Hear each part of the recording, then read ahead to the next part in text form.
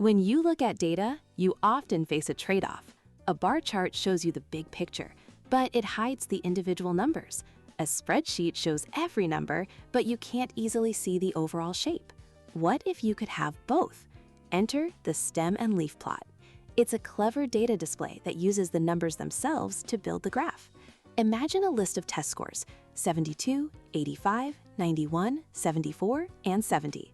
The stems are the tens digits, 7, 8, and 9, listed vertically.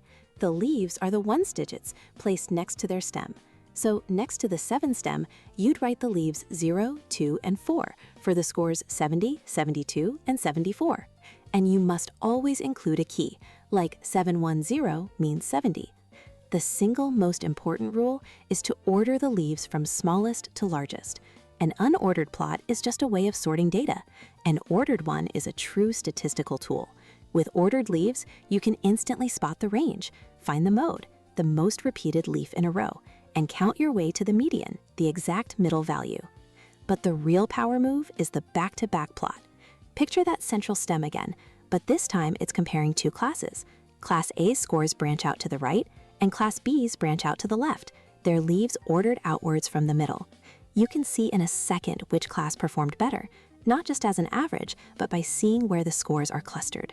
Are Class A scores bunched up in the 90s? You'll see it immediately. Of course, this method isn't for massive data sets. It would get too cluttered. But for small to medium sets, it's unbeatable. It gives you the shape of the distribution without sacrificing a single data point. It's that rare tool that lets you see both the forest and the individual trees.